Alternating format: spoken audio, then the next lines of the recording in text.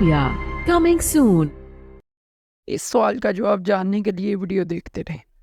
अब 2005 में ITV के नाम से शुरू होने वाला टीवी नेटवर्क, जिसने 2011 में अपना नाम तब्दील किया और इसके साथ ही काबिले दी ड्रामाज रिलीज करने शुरू किए, जिनको जो है वो आम आवाम ने मकबूलियत तक पहुंचाया।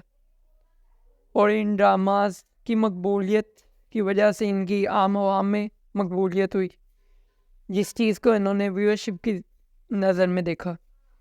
अब इसी व्यूअरशिप को आगे ले जाने के लिए इन्होंने पाकिस्तानी ज़ुबान यानी उर्दू से अपने ड्रामा परीज़ाज को जो है वो अरबी में डब किया और आगे बाहर लॉन्च करना शुरू किया अरबी में, जिसकी हमें जो है वो वजह हम टीवी मिडल ईस्ट नेटवर्क मिलता है कि ये अपने नेटवर्क को जो है वो मिडल ईस्ट में आगे ले जा रहे हैं।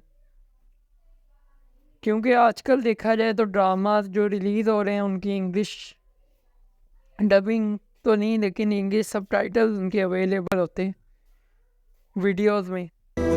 परिजाद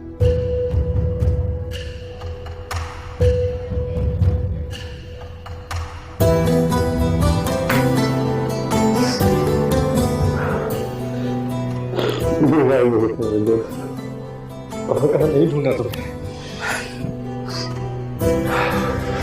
मैं भी खुद को ही ढूंढ रहा हूँ।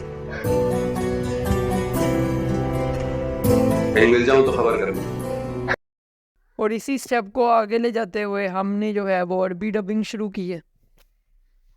अब इन सब का मकसद क्या है? इंग्लिश सबटाइटल्स अवेलेबल करना या अरबी डबिंग करना? तो मेरे नज़दीक इसकी वजह जो है वो पहली बात कंपटीशन है कि मार्केट में ड्रामा इंडस्ट्री में कंपटीशन बढ़ रहा है, पुराने प्लेयर्स की वजह से जो कि पहले से मौजूद हैं और नए प्लेयर्स के आने की वजह से ग्रीन टीवी और लाइफ की सूरत में। दूसरी वजह वर्ल्ड ऑर्डर है, क्योंकि दुनिया तब्दील हो रही है तो उसकी वजह से दुनिया का निज़ाम, दुनिया का रुझान भी तब्दील हो रहा है, जो कि अभी मिडल ईस्ट की तरफ है। क्योंकि पहले दुनिया यूरोप को देखती थी, अब यूरोप से जो है वो दुनिया मिडल ईस्ट की तरफ आ रही है, जिसको जो है हम सुन भी सकते हैं। أنا أعتقد أن أوروبا الجديدة هي الشرق الأوسط. अब इसमें जो है सऊदी अरब अपने विजन 2030 के साथ वाज़े तौर पे एक मेजर प्लेयर है, जिसके बाद UAE है, फिर कुवैत और कतर भी किसी हद तक जो है इसमें शामिल है। अब हमने जो है अरबी ज़ुबान को चुना है क्योंकि इससे ना सिर्फ वो अरेबियन पेनिनसुला को टारगेट कर सकते हैं, बल्कि वो पूरे अरब वर्ल्ड को भी अपनी तरफ मतवज्जो कर सकते हैं।